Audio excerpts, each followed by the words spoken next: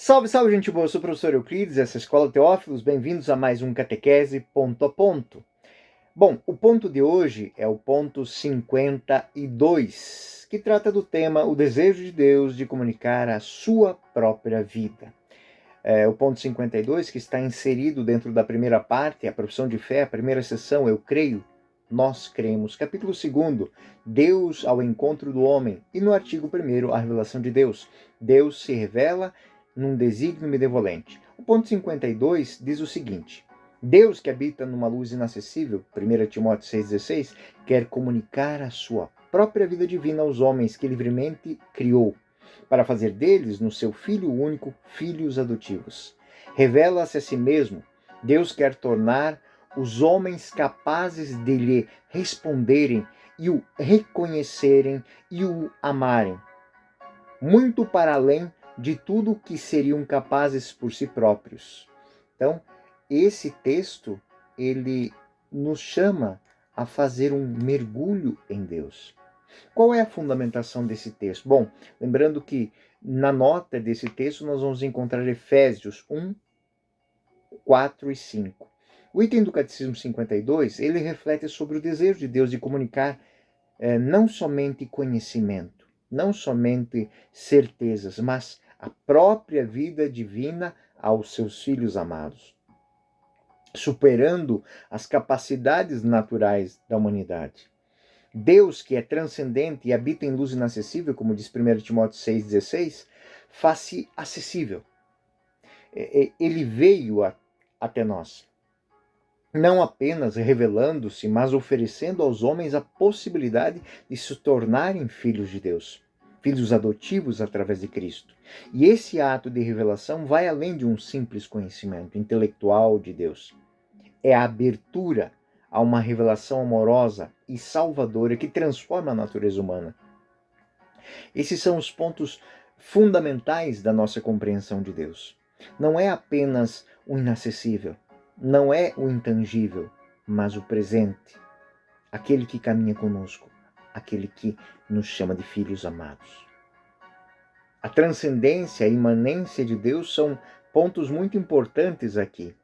Transcendente, imanente, ou seja, Deus habita numa luz inacessível, que expressa essa transcendência divina, destacando essa distância entre a natureza humana e a natureza divina. No entanto, no mistério da revelação, é que, apesar dessa infinita diferença, Deus quis, Deus escolheu comunicar-se ao ser humano.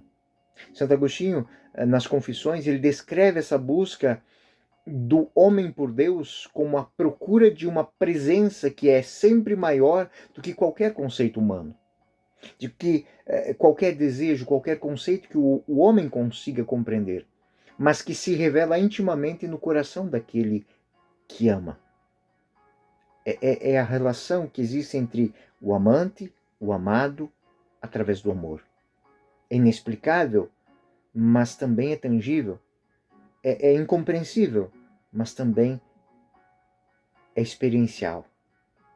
Então, é muito importante essa compreensão. Caros catequistas, esse é um dos pontos que na catequese não pode faltar. Nós somos filhos de Deus porque Deus assim o quis. O fato de eu estar ali naquele momento, fazendo aquela experiência de Deus, é algo maravilhoso. Esse ato da adoção divina, que se dá pela revelação de Deus, é algo que se renova a cada batismo, que se renova a cada Eucaristia, que se renova a cada leitura da Sagrada Escritura, a cada ato de caridade, a cada ato de amor, que o homem deixa que Deus permaneça nele. Eu estarei convosco até o fim dos tempos. Eu estarei convosco. Então, a teologia cristã, ela sustenta que Deus quer fazer dos seres humanos, por meio de Cristo, seus filhos adotivos. Na carta de São Paulo aos Efésios, capítulo 1, versículos 4 e 5, é reforçada a ideia de que, ao falar em predestinação dos cristãos para serem filhos adotivos de Cristo, São Paulo quer dizer que Deus assim quis. Deus desejou isso. E somente se nós não quisermos isso não vai acontecer.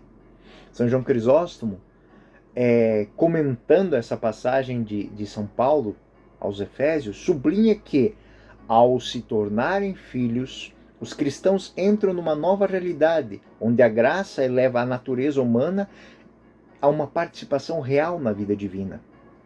Ele vai fazer, São João Crisóstomo faz isso nas obras Homilias sobre os Efésios. Então, esta adoção divina é uma ideia central que, tanto na patrística quanto na escolástica, são muito refletidas. São Tomás de Aquino, na Suma Teológica, ele descreve essa adoção como um efeito do amor de Deus. Deus, que nos criou por amor, agora nos chama novamente a esse encontro íntimo, longe do pecado original. E aí nos faz novamente participantes dessa natureza divina. Essa deificação, ou seja, essa teoses que acontece com o homem, é um conceito particularmente destacado pelos padres orientais, como Gregório de Nissa, e é essencialmente isso: tornar-se filho de Deus. Participar da natureza divina, como expressado na segunda carta de Pedro 1,4. Essa experiência nos leva a um conhecimento, e esse conhecimento nos leva à experiência do amor de Deus. O item 52 do Catecismo, ele vai enfatizar que a revelação de Deus, ela visa capacitar o homem a conhecê-lo, amá-lo e responder ao seu chamado. Este conhecimento não é puramente intelectual, mas relacional, amoroso. São Boaventura, na obra Itinerário Mentes in Deo, Caminho da Mente para Deus, ele destaca que a mente humana, iluminada pela razão, pela revelação, pode elevar-se ao conhecimento amoroso de Deus, muito além do que a razão natural poderia alcançar sozinha. O Concílio Vaticano II, na Dei Verbum, ele reforça que Deus revela-se para que o homem possa entrar em comunhão com ele. Um chamado que só pode ser plenamente realizado através da resposta de amor e obediência ao seu convite. Então, catequistas, lembrem-se sempre que uma pergunta que não pode faltar é: por quê? Por que você está aqui? Por que você está fazendo essa experiência? O que você sente nessa experiência? O que você está experimentando nessa experiência? Porque é a hora da gente tocar neste ponto crucial. Eu estou aqui. Este momento é único e irrepetível na minha vida. Toda a história da igreja, ela é construída dessas experiências de Deus. O magistério da igreja, ao longo da história, tem continuamente ensinado a importância dessa relação entre Deus e o homem. O Papa São João Paulo II, na encíclica Redemptoris Hominis, fala do mistério dessa revelação de Deus através de Cristo como um ato de amor radical que transforma a humanidade. Ele afirma que, por meio dessa revelação, por meio dessa experiência em Jesus Cristo, não só se conhece a Deus, mas também se descobre a própria dignidade, como criatura chamada à adoção divina. Quantos são os homens e as mulheres que ainda não se descobriram amados? Não se descobriram queridos, não se descobriram chamados? Este ponto é um ponto que vai nesse ponto. Toca nesse lugar. Traz esta mensagem. Não é só conhecer a Deus, mas conhecer-se. Quem somos nós? De onde viemos? Quem somos? Qual o nosso propósito? O conceito de adoção divina, ele vai tocar nesse ponto. Somos filhos de Deus. Somos chamados à eternidade. Essa adoção é a formalização de um amor. Isso, lá desde os primeiros concílios da igreja, o concílio de Nicéia em 325, ao definir a divindade de Cristo, também reforçou a doutrina de que, através de Cristo, todos os seres humanos podem participar da vida divina. A tradição, que foi comunicada a outros concílios, como o Concílio de Calcedônia em 451, reafirmou a união dessas naturezas divina e humana em Cristo, possibilitando que, ao conhecer Cristo, além de conhecer a divindade que está nele, o homem tenha o espaço para conhecer a verdadeira humanidade que está em cada um de nós.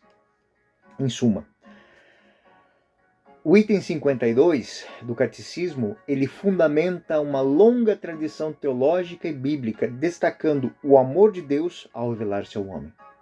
Ele não apenas comunicou algo sobre si, mas transformou o ser humano, convidando a uma relação profunda de conhecimento, de amor, participação na sua vida divina.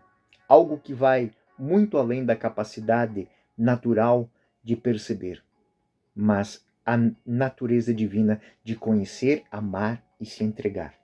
Essa é a lógica deste ponto número 52. Este foi mais um Catequese Ponto a Ponto.